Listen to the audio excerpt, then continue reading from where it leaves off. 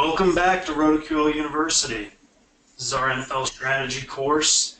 Today we're going to be looking at wide receiver selection, specifically for tournaments and GPPs. I'm Mike, and I've got Salo here as well. Yeah, I'm excited to talk about wide receivers. I think they're the key to having any winning tournament lineup. Yeah, certainly a hot button topic for NFL tournaments and GPPs. Let's get started. Yeah. So one thing we'll learn right here is that wide receivers salaries are around the same as running backs on average.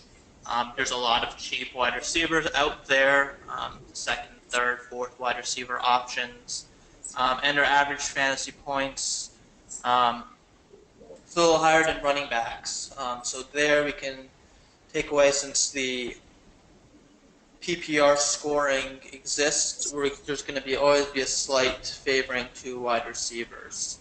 And their variance is actually about the same as running backs.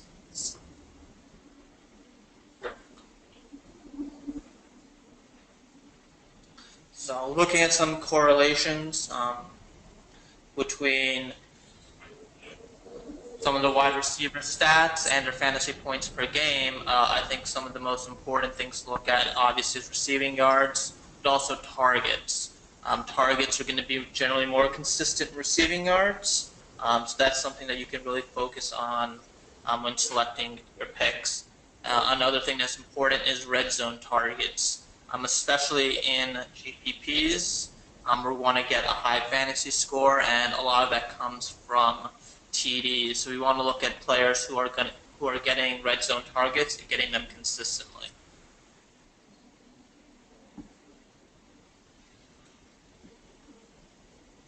So again, we've come back to this chart a lot, and the main thing we want to take away is that wide receivers are generally more variable than running backs and QBs, and that's because wide receivers get a lot of points whenever they touch the ball, but they generally touch the ball a lot less than running backs and QBs. So a wide receiver may get an 80-yard touchdown on 2 targets, or may get 5 yards on 2 targets. So that spread creates a lot of variance.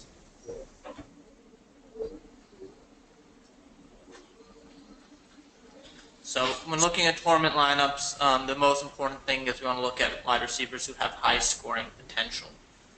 Again, we want to look at stacking, which is a very important strategy, and that goes hand in hand with pairing your QBs and wide receivers, taking a look at some high team totals, and maybe some additional factors that can help you crack the top of the GPP.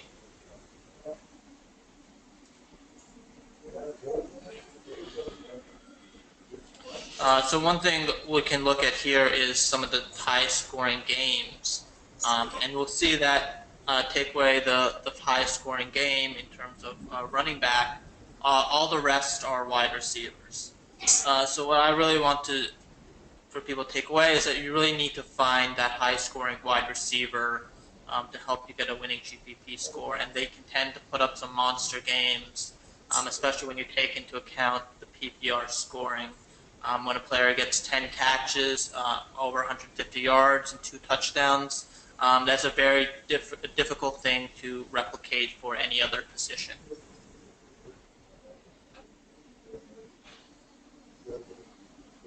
Looking at stacking, we'll see that QB wide receiver stacks are very, very common, and as you can see, they're very effective.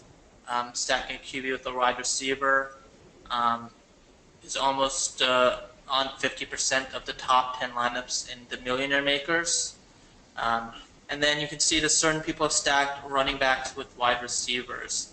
I think this can be a good strategy when deployed correctly, but it's something you want to make sure that you're not hurting yourself with a negative correlation there. Another thing that's common is a tight end and a wide receiver. That's something that I don't recommend doing as often unless you're pairing it with the QB too.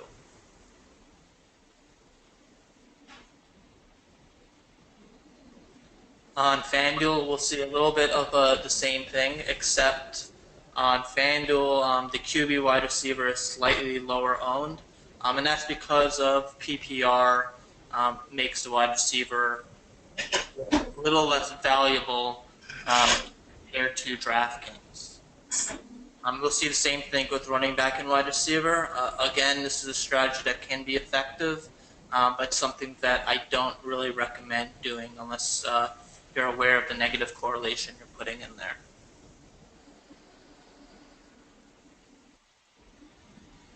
So yeah, this is just another reminder that QBs and wide receivers points are very heavily correlated. So for every one additional QB point, we expect our wide receivers points to go up 0.35. So that really means that we want to be focusing on pairing our QBs with our wide receivers. When we were building tournament lineups, we want to focus on having as much correlation as we can get. And that starts with the highest correlation, and that's the QB and wide receiver.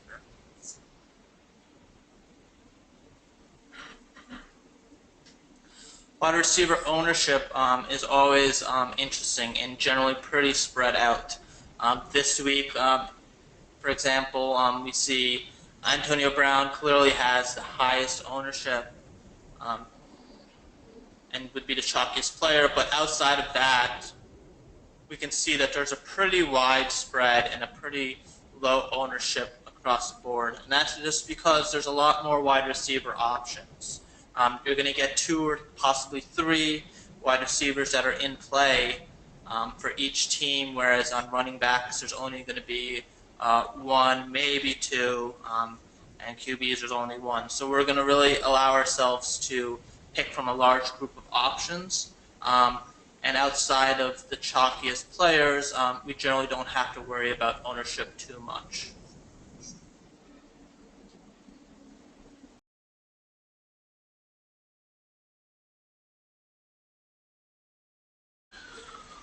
All right, let's take a look at an NFL tournament example from last year.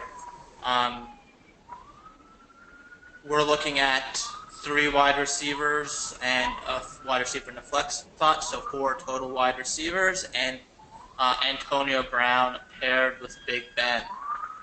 So obviously we're stacking our QB with a wide receiver, and luckily they both put up monster performances. Another thing is we just looked at Allen Robinson, who actually put up a great performance as well. Here we're looking at a wide receiver who catches a lot of TDs, is a big red zone target, and luckily put up a great performance. And he's the type of player we want to target, someone who can get a lot of TDs. Julio Jones didn't have a great performance. He is always a very consistent player, so his 17 here didn't really hurt us too much. And then Danny Amendola, talked about this in the cash game deck too, but he was very cheap. I think this game Edelman was injured, so even though he didn't really put up a monster performance, getting that touchdown and getting 7 receptions was more than enough to make him a very viable play and round out a pretty good lineup.